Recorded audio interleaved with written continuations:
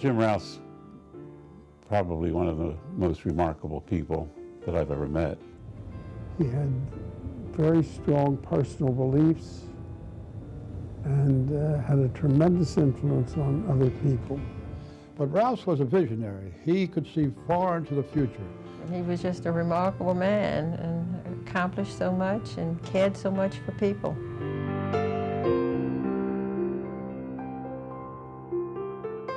We didn't have what you call a social life, because what we did was doing things to make a better America. Not interested in personal wealth. Really didn't care about his own personal wealth. All of the competitors in our business, you know, they ran their companies for themselves, and he really ran it for America. He did.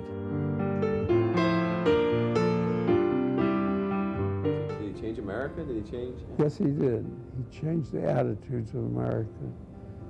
And I think we didn't realize it until Jim showed up on the cover of Time magazine once.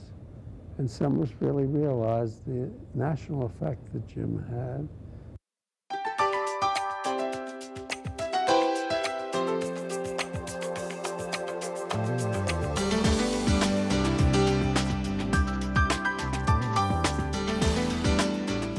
Jim had this tremendous interest in Inner Harbor. And on the day it opened, there were 250,000 people down in that Inner Harbor, just in that little area of Inner Harbor. And he took us out in a boat, and he brought us in, and we stood on that boat and looked out over the sea of people.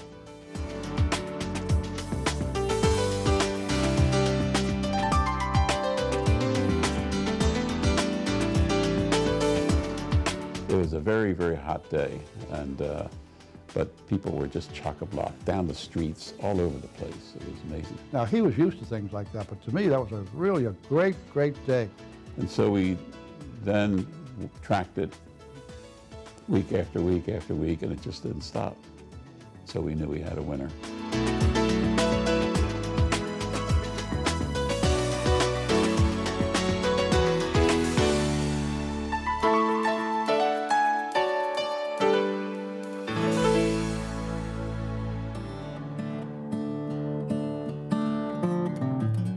I was a doubles partner in a tennis game with him. And that's how I met Jim Rouse, was playing tennis in June of '73. We were married in November of '74. He made the plans for the wedding. It was in Washington at the Church of the Savior, and it was a covered dish reception. People came on airplanes and brought food for the reception. It was a very unusual wedding and reception. He and his brother Bill cooked terrapin. Oh, he was a remarkable cook. I mean, he really was a wonderful cook. And what he loved to do was to take muskrat. He'd go down to the market and get muskrat, cook the muskrat up, and believe you me, it tasted just like terrapin. And he called it mock terrapin. And he'd serve this muskrat with drinks, you know, and people would be spearing it, and they'd be saying, "Oh, this terrapin is great." And then he just delighted in letting everybody know that he'd eaten muskrat, something they would never eat, ever eat, if they ever knew that it was muskrat. Remember we went overseas one time, and we were all getting ready to make a presentation, a very important presentation before some people in England.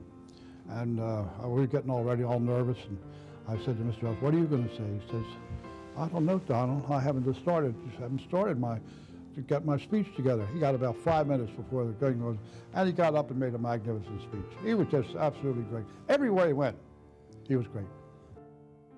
But Rouse was a genius. He was a genius.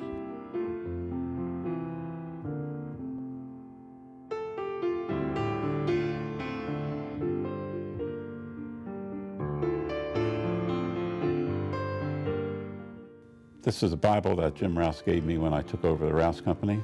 This inscription will give you good insight to Jim Rouse, the serious part of Jim Rouse. Matt, give your best. Use your gifts. Respect the dignity of all men and women. Know from whence this earth, its people, this business comes, and know that as it reaches out and works for the good of mankind, it is right.